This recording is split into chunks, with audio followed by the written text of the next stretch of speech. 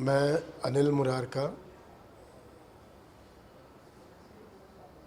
Sir आप हमेशा social cause से जुड़े रहते हैं कुछ न कुछ, चाहे मुंबई जैसे शहर में आप एक बड़े बिजनेसमैन हैं। हर एक सोशलाइट हूँ, अपने आप में आप ठीक बोल सकते हैं, बट मैं भी एक आम हिंदुस्तानी हूँ, एक आपकी तरह ही एक आम कार्यकर्ता हूँ। कोशिश करता हूँ कि कोई कोई चीज़ ऐसी करें जिसमें समाज के हित में कोई काम हो। फॉर एग्ज़ाम्पल जस्ट एक ऑफ लेट एक रीसेंट डेवलपमेंट किया हमने। परसों एक शॉर्ट फिल्म हमने डॉक्यूमेंट्री रिलीज़ की है जो स्वच्छ भारत अभियान को लेके दिमाग में रखते हुए की। उसमें एक थॉट था, एक ये प्रयास था कि एक आवाम तक पहुँचे मैसेज। आज हम हिंदुस्तानी ये बिलीव करते हैं कि जब एक त्यौहार है अपना दिवाली, दिवाली पे हम सब पूरी घर की पूरी तरह से सफाई वगैरह करते हैं और करते हैं भाई ये एक, फिर लक्ष्मी पूजन करते हैं। थॉट ये रहता है कि भाई आज सफाई करें ताकि लक्ष्मी जी प्रसन्न हो और हमारे घर में टिके। उस थॉट को हमने उसको पिक्चराइज कराने की कोशिश की है और वो मासेस तक इस तरीके से हिट करे, रीच करे कि आदमी अपने आप से बात करे कि भाई सफाई रखना आज हमारा कर्तव्य है। इट्स नॉट अबाउट खाली हम मोदी जी को हम उस चीज़ में आगे बढ़ा रहे हैं। मोदी जी का एक सपना है कि हिंदुस्तान भी आज बिल्कुल सफाई वाला देश रहे। ये अपनी अपनी हर आदमी की, हर इंसान की, हर हिंदुस्तानी की ड्यूटी होनी चाहिए कि भाई हम सफाई के लिए जितना प्रयास कर सकें वो करें। ये देश में सफाई का, मैं समझता हूँ आज 40-50 साल पहले सब सफाइयों का एक दौर होना चाहिए था। जब आज तो हिंदुस्तान एक सोने की चिड़िया कहलाता, जो एक टाइम था जब कहलाता था, उस चीज़ को दिमाग में रखते ये पिक्चराइज किया हमने। सर बात करें फिल्म का नाम क्या है? बेसिकली उसको एक इंग्लिश वर्जन का एक नाम दिया है, डोंट लेट हर गो। मकसद ये है कि भाई लक्ष्मी जी को अपने हाथ से या अपने घर से जाने मत दो। सर ये आइडिया जो है कैसे आपके माइंड में है कि इस पर फिल्म बनानी चाहिए? आप शायद हंसोगे मेरे पर। करीब करीब 2-1 साल पुरानी बात है। मैं बॉम्बे पुणे एक्सप्रेस हाईवे पे ट्रैवल कर रहा था, मेरा बेटा मेरे साथ था और कुछ थोड़ी एक दूरी पे जाके उसने सडनली मुझे कहा, पापा गाड़ी का यू टर्न लीजिए आप। अब एक्सप्रेस वे पे गाड़ी का यू टर्न एक काफ़ी लंबा दौर, एक लंबा सफ़र तय करना पड़ता है यू टर्न लेने के लिए। मैंने उसको समझाया भी नहीं, यार अब यू टर्न नहीं पापा, मुझे पीछे कुछ काम रह गया, मुझे आप यू टर्न लीजिए। बेटे की बात सुनते हुए मैंने गाड़ी का यू टर्न लिया, गाड़ी वापस मुड़ी और फिर कोई एक जगह पे आके उसने गाड़ी रुकवाई। पापा प्लीज़ गाड़ी रोकिए। वो गाड़ी से उतर के उसने कुछ सामान सड़क पर से उठाया और वो लेके मेरी गाड़ी में बैठा वो, और हमारी गाड़ी में एक डिस्पोजेबल बैग थी उसमें रखा। मैं, यकीन मानिए मुझे कोई शर्म नहीं आ रही है बताने में, वो कुछ एक केले का छिलका था और कुछ पेपर थे जो मैंने खुद फेंके थे। मैंने उसको समझाया, मतलब बेटा ये आपके सफाई रखने से क्या हो जाएगा, बट उसका आउटबर्स्ट रिएक्शन था, पापा हम भी आज हिंदुस्तानी हैं, नागरिक हैं हम यहाँ के देश के, अपनी ड्यूटी है कि अपन सफाई रखें, गंदगी ना करें। दूसरे जो करते हैं उनको करने दो, लेकिन अपनी कोशिश रहनी चाहिए कि अपने तो कम से कम सफाई पे ध्यान दें।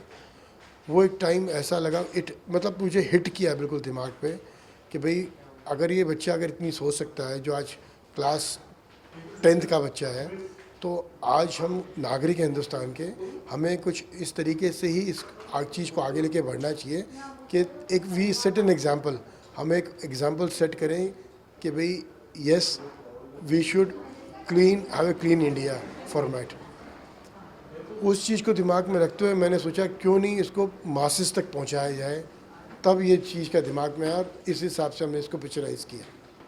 अनिल मुरारका जी जो है एक लाइफस्टाइल बिल्कुल सिंपल है, एक अवार्ड शो में बिल्कुल पीछे चुपचाप दिखाई दे, सिंपल है, कितने बड़े बिजनेसमैन होके। आपको कैसा लगता है सब चीज़ें? कभी अवार्ड शो कराते हैं, कभी कुछ महिलाओं के कार्यक्रम में पहुंचते हैं, पीछे आपको एक महिलाओं पे मैगजीन थी उसकी लॉन्चिंग पे आप पहुंचे थे। तो बात करें ये सिलसिला कब शुरू हुआ था पहले आपका समाज सेवा का जो बात है?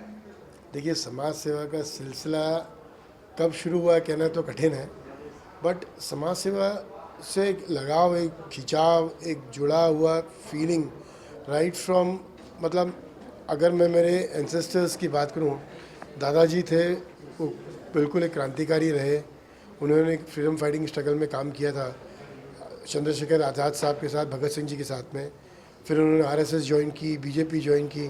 तो वो एक मेरी जड़ों में है कहीं ना कहीं कि मैं कुछ समाज के लिए करूं। शायद प्रोत्साहन दादाजी का रहा, उसके आगे पापा ने काफ़ी चीज़ें की है सामाजिक हित के लिए।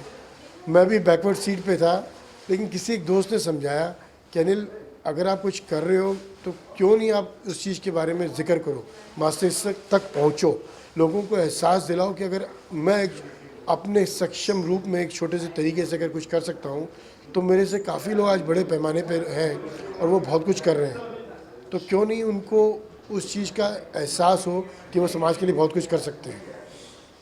सर जो आपकी मूवी है, एक आज के टाइम की टॉप एक्ट्रेस है, कंगना के हाथ से रिलीज हुई है और इसमें अमिताभ बच्चन की वॉइस ओवर है इसके अंदर, तो कैसे ये सब चीज़ पॉसिबल हुआ? देखिए, कोई भी चीज़ आसान तो नहीं होती है, हर चीज़ में प्रयास करना पड़ता है, हर कुछ न कुछ कठिनाइयों से गुजरना पड़ता है। बट रियली स्पीकिंग मैं शुक्रगुजार हूँ पूरे स्टार कास्ट का कि जब भी उनसे जैसे हमने ये कॉन्सेप्ट शेयर किया, उन्होंने बिल्कुल आगे बढ़ के मेरे साथ हाथ मिलाया कि बिल्कुल हम आपके साथ में हैं। बिग बी का हर तरह से तहे दिल से शुक्रगुजार हूँ, पूरी रिस्पेक्ट करता हूँ उनकी आज मैं। उन्होंने वॉइस ओवर दिया डेफिनेटली, बाद में उन्होंने अपनी बाइट्स भी दी। वो आना चाहते थे प्रेस कॉन्फ्रेंस में, लेकिन उनकी तबीयत नासाज होने की वजह से वो नहीं पहुंच पाए।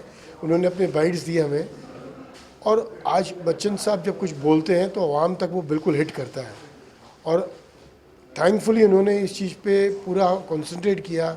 उन्होंने कहा कि भाई उन्होंने कॉन्सेप्ट अपने आप में बहुत अच्छा लगा, इसलिए उन्होंने भी इस चीज़ की प्रोत्साहन देते हुए, इसकी प्रशंसा करते हुए हमारे साथ हाथ मिलाया। सर चढ़ते सूरज को सलाम किया जाता है, अगर बात करें आपके कुछ ऐसे काम है जो कहना बिल्कुल दिया दिखाने वाली बात है कि अभी हाल ही में एक सिंगर थी जो काफी गरीबी तंग हाल में जी रही थी और उसकी मौत, उसकी मेडिकल इलाज के लिए आपने काफी हेल्प की, काफी चर्चा में ये चीजें, लेकिन अनिल मुरार का काफी पीछे रहे इस चीज में, अपने आप को वाहवाही लुटाने वाली चीज नहीं है। देखिए, जिक्र करें, क्या कहना चाहिए? देखिए उसमें आज किसी की मदद करना, उसमें कोई वाहवाही की उसमें ज़रूरत नहीं है, ये मेरा मानना है। मेरे कैपेसिटी में मैं जो कुछ उनके लिए कर पाया जब तक वो ज़िंदा थी, मैंने कोशिश की कि मैं करूं। वाहवाही के लिए नहीं किया, बिल्कुल आपने दुरुस्त फरमाया, मैंने कभी उस चीज़ के बारे में जिक्र भी नहीं किया है और ना मैं यहाँ कोई जिक्र करना चाहूँगा कि मैंने क्या किया।